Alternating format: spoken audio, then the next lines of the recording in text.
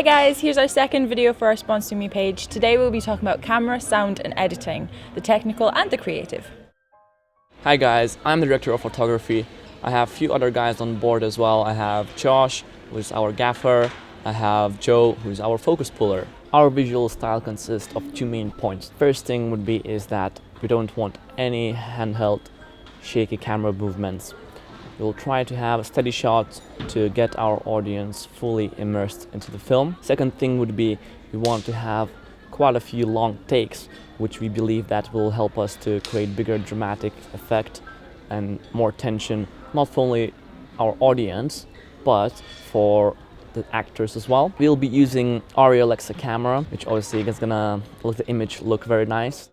For location sound, we have some very talented friends in second year who are going to help us out, so we are eternally grateful for that. For post sound, I will be editing, and for music, we are currently in the process of finding a musical composer, so fingers crossed with that one too. The overall soundscape is raw and amplified. An example of this is when Richard rubs his eyes like this.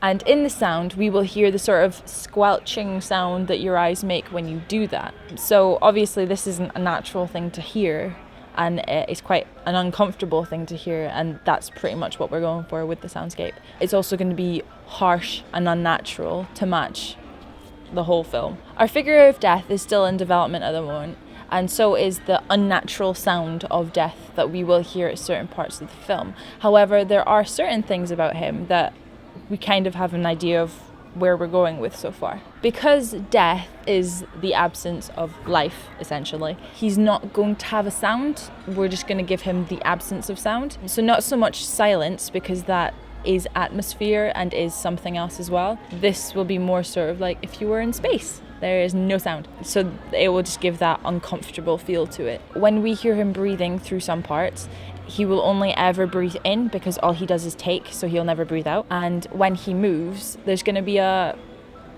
not so much a bones breaking sound, but you're going to hear the bones creak when he moves. Because we don't have a music composer at the moment, we haven't really developed what we want to do with the music that far yet.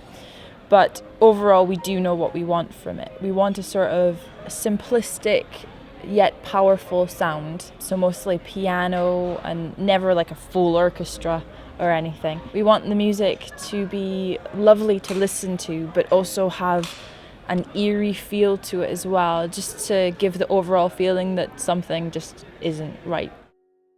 Hi, I'm Ed and I'm the editor and colour grader.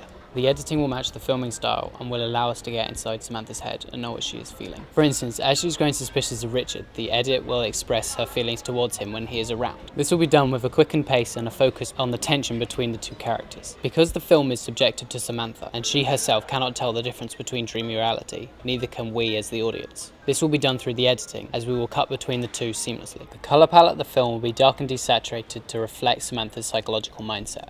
Thank you for watching. We hope you are as excited as we are about this film, and we can't wait to share more with you.